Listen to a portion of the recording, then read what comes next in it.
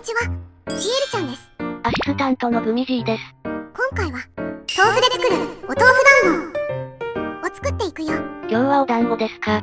たまには和風のも食べたいよね。みたらしまで一緒に作るお豆腐のみたらし団子なのだ。完成が楽しみじゃの。材料は概要欄をチェックじゃ。ぜひ最後まで見ていってね。チャンネル登録、グッドボタン、通知オンもよろしくお願いします。コメントも気軽にしてね。応援してもらえるとシエルちゃんが嬉しくなります。まずは団子粉を測ります。そしてお豆腐をボン。ほぐしていくよ。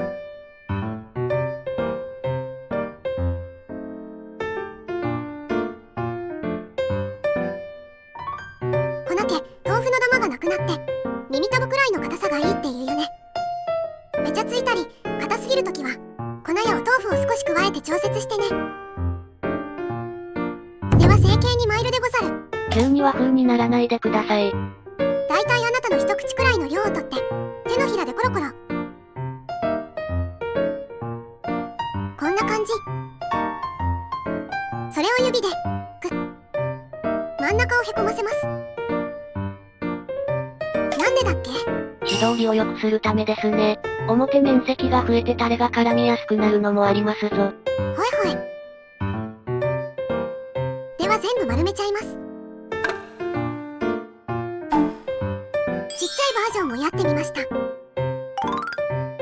は茹でていくよ。沸騰してるところに入れてあげよう。パコンって跳ねてやけどしないようにね。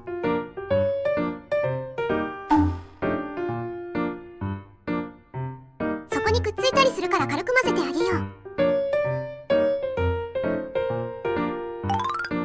少し経つと浮いてくるよ。ふう、私も浮いてきた。浮いてきたら火が通る手前だよ。サイズによるけどこれくらいなら浮いてから1分弱くらいかな。火を止めてレスキューしてあげよう。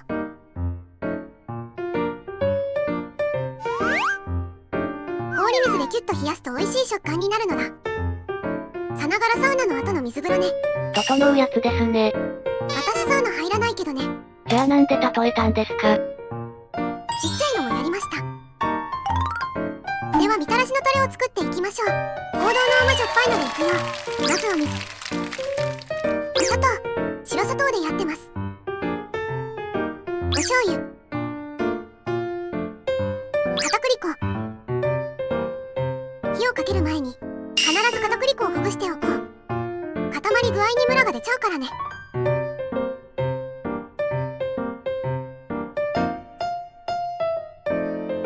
では加熱します。一定の温度から急に固まり始めるから火の強さは弱から中火くらいにしておこう。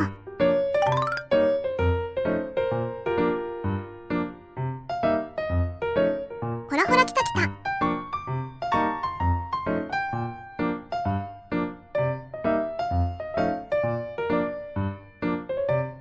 周りがポコポコ湧いてきてツヤ透明感が出てきたら OK だよ。そしたらかけてあげて。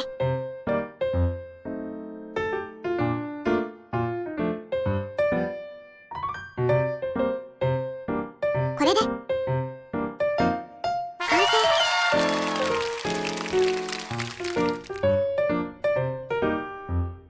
それではいただきます。おいしい。ふわー、もちもちする。もちっとしてるしねちっとした食感も感じるね。豆腐が入ってる家かな。そこに絡んでくるみたらしの甘じょっぱさが最高。やっぱり甘いとしょっぱいのは最高の組み合わせよね。豆腐の風味はふんわり感じる程度で臭みとかは感じないかな。豆腐の種類にもよると思いますから、豆腐の風味が苦手な方は香りなどが薄めなもの、好きな方は豆腐のお味が濃いものをチョイスしましょう。豆腐を使うことによってお菓子を食べるのも罪悪感もちょっと減るよね。作るのも簡単ですから、豆腐が余ってしまった時やそうじゃない時でも試してみてくだされ。おやつにぜひ作ってみてね。ごちそうさまでした。最後までご視聴ありがとうございました。動画の感想、作ってみた感想もいただけると嬉しいです。チャンネル登録、グッドボタンなどもよろしくお願いします。